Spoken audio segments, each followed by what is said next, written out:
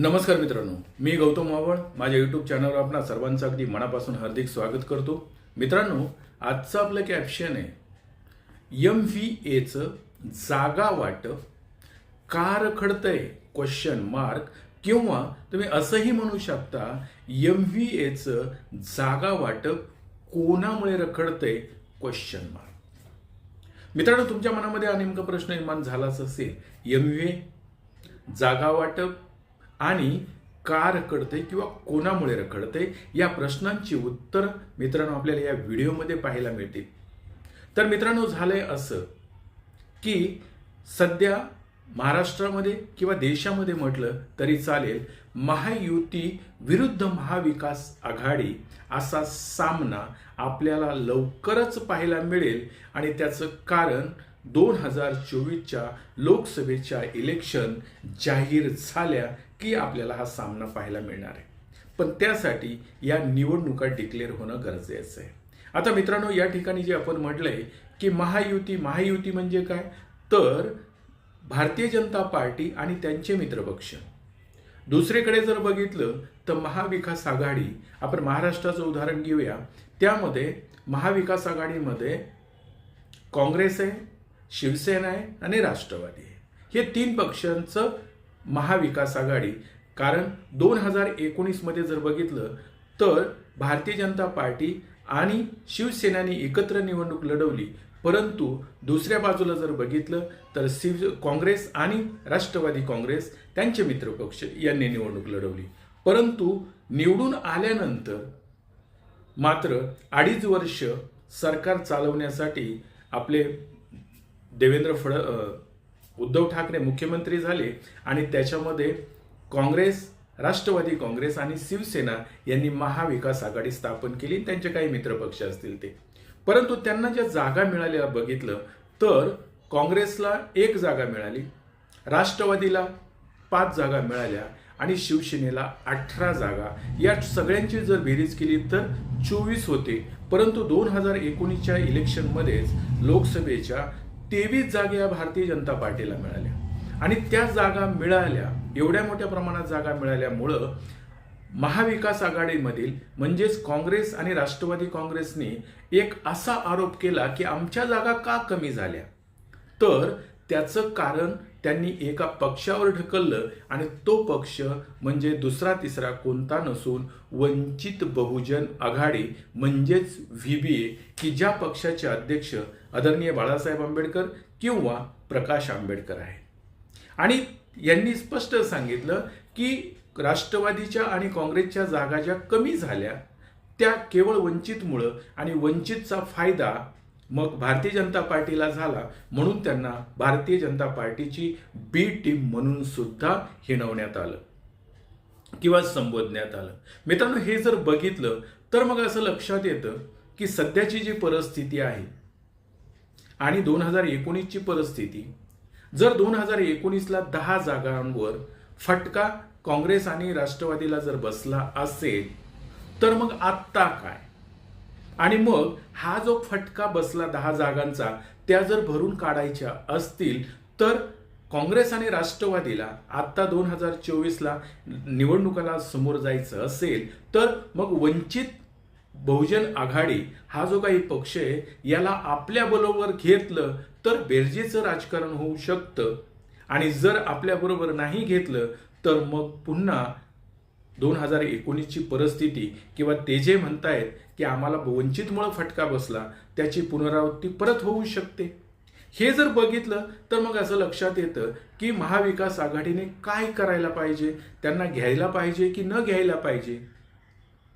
तर हे माझं मत नाहीये, तर महाराष्ट्रामध्ये असलेला किंवा जो काही महाराष्ट्रामध्ये असलेला सर्वसामान्य समाज आहे किंवा सर्वसामान्य मतदार आहे त्याला नेमकं काय वाटतं, आपण एक 2-3 प्रतिक्रिया मित्रांनो बघूया की त्यांच्या मनामध्ये नेमकं काय आहे. तर पहिली प्रतिक्रिया म्हणून अकोल्याचा. तर मला असं वाटतं की बाळासाहेबांना ते उमेदवारी जाहीर यासाठी नाही करतात की कुठेतरी त्यांना कुठेतरी भीती आहे की बाळासाहेब आंबेडकर जर निवडून आले तर बाळासाहेब आंबेडकर हे काँग्रेसची घराणेशाही हे बंद करतील. आणि त्यांना याच गोष्टीची भीती आहे की त्यांची घराणेशाही बंद झाली पाहिजे, म्हणून बाळासाहेबांना ते घोषित करत नाहीये की हे अकोल्याचे खासदार म्हणून व्हावे, अशी मला तरीच वाटते सामान्य नागरिक म्हणून. दूसरी प्रतिक्रिया, शहर में अभी तक 3 से 4 बैठक हो गई, फिर भी वो अभी तक महाविकास आघाड़ी में वंचित बहुजन आघाड़ी का क्यों समावेश नहीं किया, ऐसा क्या लगता है आपको? उनको आदर्श बाला साहेब अम्बेडकर से डर लगता है और वो ये चाह रहे कि आगे की जो राजनीति है बाला साहेब अम्बेडकर की ये ख़त्म हो जाए इस करके, क्योंकि वो बाला साहेब अम्बेडकर जो है वो मुसलमानों के लिए, ओबीसी के लिए, हर पिछड़े वर्ग के लिए अपनी आवाज़ उठाते हैं और बाला साहेब ही महाराष्ट्र के अंदर राजा है और बाला साहेब के चुन के आने से कई लोगों का फायदा होगा, जो गरीब है, ओबीसी है, मुस्लिम समाज है, ये हर समाज की बात को उल्लंघन करेंगे और ये हाउस के अंदर बोलने वाले शख्स है। इस करके ये चाहते हैं कि बाला साहब चुन के ना आए, बाला साहब के साथ में युति ना करे, क्योंकि इनके दुकानदारियाँ बंद हो जाएंगे बाला साहब अगर चुन के आ जाएंगे तो इनकी जो घर की राजनीति है ये ख़त्म हो जाएंगी और पिछड़ा वर्ग ऊपर आ जाएंगे अगर बाला साहब चुन के आ जाएंगे तो। इस करके ये चाहते हैं कि बाला साहब को अपने साथ में अलायंस में ना ले।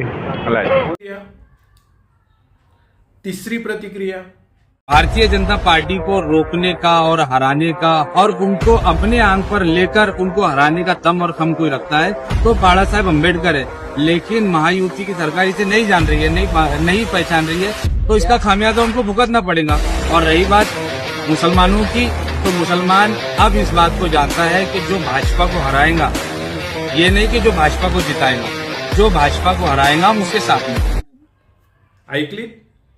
आता यांचं मत काय आहे या मंडळींचं की वंचित बहुजन आघाडी हा फॅक्टर सध्या महाराष्ट्रामध्ये खूप मोठ्या प्रमाणामध्ये पसरतोय आणि तो जर पसरत असेल तर 2019ला तर राष्ट्रवादीने काँग्रेसला फटका बसला असं त्यांचं मंडळी मत होतं 10 जागांवर, तर मग आत्ताही ते होऊ शकतं, तर मग त्यामध्ये त्यांना सामावून घेणं गरजेचं आहे, असंच आत्ताच्या सर्व मंडळींचं म्हणणं आहे आणि अगदी बरोबर आहे। आणि मग जर मागच्या वेळेस त्या मंडळींना त्याचा फटका बसला तर मग आता त्यांनी या वंचित बहुजन आघाडीला त्यांच्यामध्ये सामावून घेणं गरजेचं आहे। परंतु या मंडळींच्या मध्येच म्हणजेच काँग्रेस, राष्ट्रवादी आणि शिवसेना या 3 पक्षांमध्येच 48 जागाचं जे काही वाटप आहे ते अजून झालेलं नाहीये, तर वंचित बहुजन आघाडीला कसं घेणार मध्ये असा प्रश्न निर्माण होतोय। परंतु मित्रांनो या ठिकाणी एक गंमत अशी वाटते की जर समजा वंचित बहुजन आघाडीमुळे 10 जागांचं यांचं नुकसान झालं तर मग त्या 10 जागा कोणत्या आणि खरंच नुकसान झालं का, किंवा ते जर नुकसान झालं असेल तर मग आता ते भरून काढण्यासाठी वंचितला महाविकास आघाडीमध्ये सामावून घेणं गरजेचं आहे, किंवा 10 जागावर खरंच नुकसान होईल का की होणार नाहीये आणि काँग्रेस असेल, राष्ट्रवादी असेल, हे फक्त त्यांना त्यांच्यावर ब्लेम ढकलण्यासाठी किंवा दोष देण्यासाठी तर म्हणत नव्हते ना। त्या जागा 10 जागा कोणत्या, आपण त्या 10 जागा प्रथमतः पाहूया, त्या जागा कुठल्या आहेत त्या नेमक्या आणि खरं आहे का खोटं आहे ते सुद्धा पाहण्याचा प्रयत्न करूया मित्रांनो।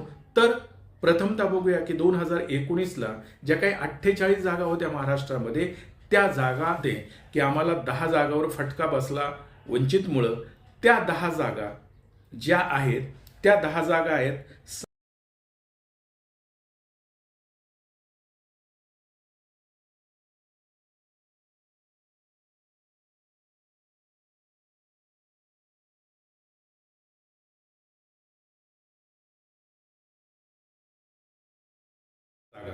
तर या 10 जागापैकी 6 जागा ज्या आहेत त्या भारतीय जनता पार्टीने जिंकल्या आणि 3 जागा आहेत त्या शिवसेनेने जिंकल्या।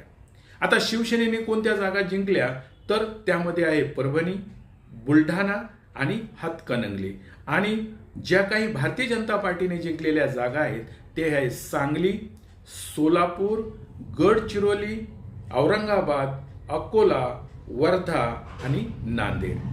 आता या जागा ज्या जिंकल्या ते यांच्या म्हणण्यानुसार जर असेल तर मित्रांनो हे जे काही मगाशी जे आपण प्रतिक्रिया बघितल्या ह्या भावनिक प्रतिक्रिया किंवा इमोशनल प्रतिक्रिया की बाळासाहेब आंबेडकरांची वंचित आपल्यामध्ये समाविष्ट घेणं गरजेचं आहे।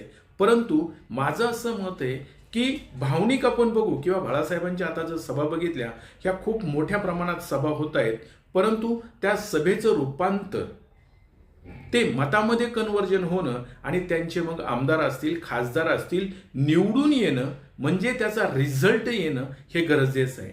परंतु ह्या जे काही 10 जागा ज्या मागच्या आपण बघितल्या, या 10 जागावर त्यावेळेची परिस्थिती खरं काय होती किंवा त्याच्यामध्ये काही डिफरन्स होता का, किंवा जे काही बेरजेचं राजकारण आपण म्हणू, त्या बेरजेच्या राजकारणामध्ये ही जे काही महाविकास आघाडीतले काँग्रेस आणि राष्ट्रवादी म्हणतात ते खरं आहे की खोटं आहे, किंवा ते ब्लेम देण्यासाठी फक्त वंचितला तसं म्हणतायत. आणि ते जर खरं असेल तर मग त्यांनी घाईने किंवा इमिजिएटली कोणत्याही परिस्थितीमध्ये वंचितला त्यांच्यामध्ये समाविष्ट करून घेणं आणि मागच्या वेळेस झालेली चूक सुधारणं हे गरजेचं आहे.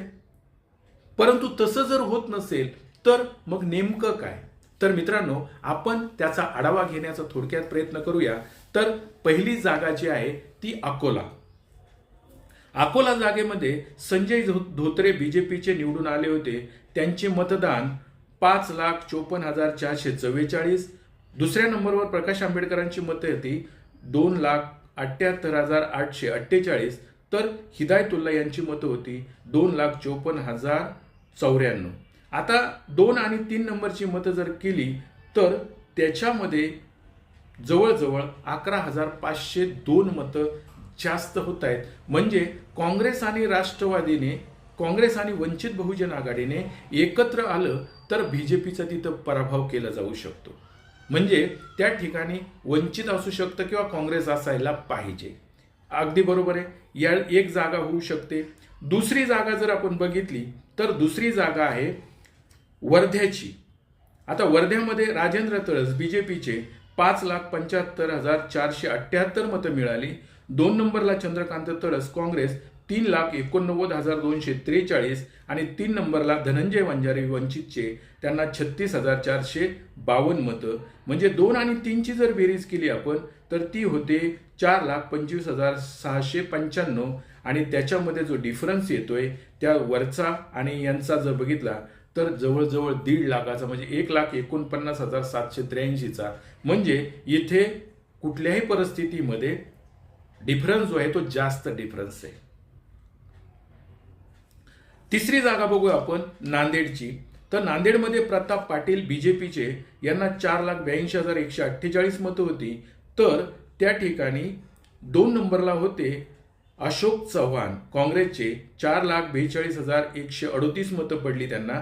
आणि 3 नंबरला होते यशपाल भिंगे वंचितचे, त्यांना मतं पडली 1,65,341. या दोघांची जर बेरीज केली म्हणजे काँग्रेस 2 नंबर आणि 3 नंबरची, तर ती बेरीज 4,82,000. म्हणजे जो विजयी उमेदवार आहे प्रताप पाटील यांच्यापेक्षा जास्त होते. म्हणजे या ठिकाणी वंचितही असो किंवा काँग्रेस असो तो विजयी होऊ शकतो. आता आपण 3 नंबर, आता 4 नंबरची जागा बघू सोलापूरची. सोलापूरच्या जागेवर सिद्धेश्वर स्वामी जे आहेत बीजेपीचे विजयी झाले. त्यांची मतं आहेत 5,23,352. तर 2 नंबरला जे होते ती 2 नंबरला होते सुशील कुमार शिंदे काँग्रेसचे, 3,65,245 मतं. आणि त्याच ठिकाणी प्रकाश आंबेडकर 3 नंबरला होते, त्यांना 1,70,060 मतं मिळाली. त्याच्यामध्ये जर बेरीज केली दोघांची तर याच्यामध्ये दोघांची बेरीज ही जिंकणाऱ्या माणसापेक्षा जास्त होते. याचा अर्थ सोलापूरची जागा सुद्धा काँग्रेस किंवा वंचितकडे असायला पाहिजे. त्यानंतर 5वी जी जागा आहे ती आहे सांगलीची. संजय पाटील हे बीजेपीचे त्या ठिकाणी निवडून आले. त्यांना मतं मिळाली 5,08,995. तर तिथे 2 नंबरला होते विशाल पाटील स्वाभिमानीचे, 3,44,643 मतं. आणि 3 नंबरला गोपीचंद पडळकर, 3,02,34 मतं.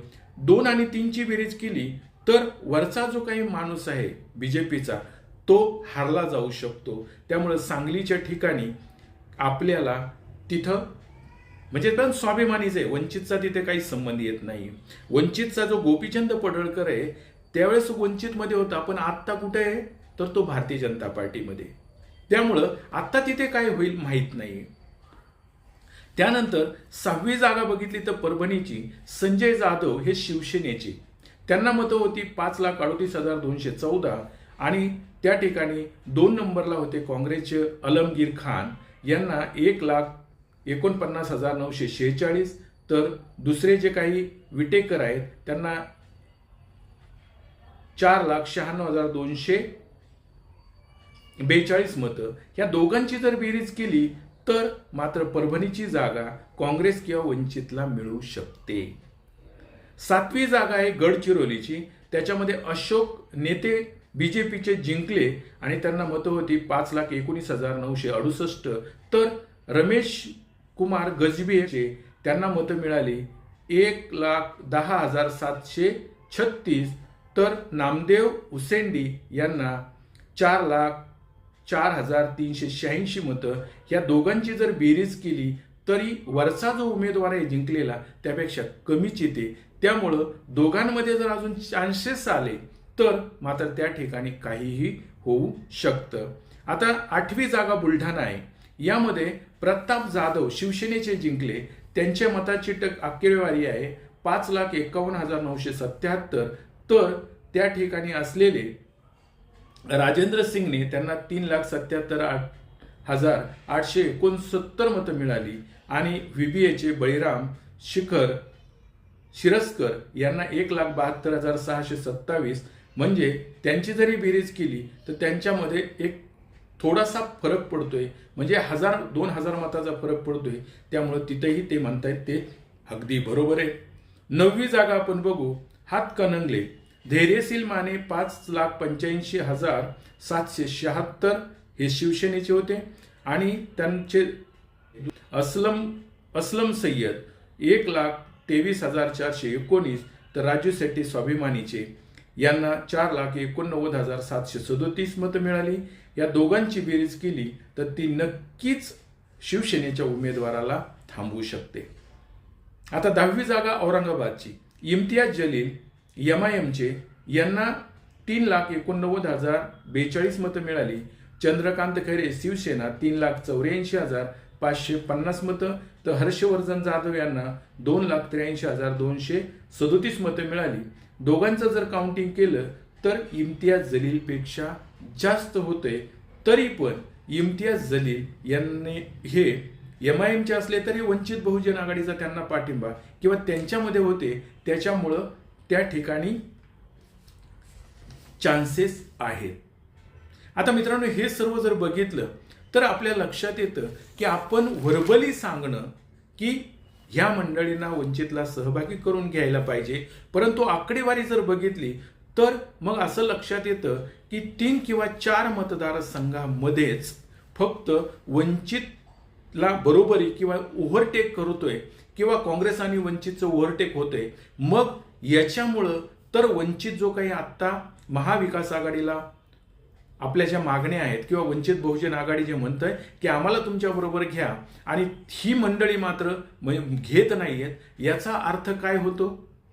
तर सरळ सरळ दिसते की त्यांना असं वाटतंय की वंचित बहुजन आघाडीला एवढं काही जे फरक नाही, 3-4 जागाचाच फरक आहे.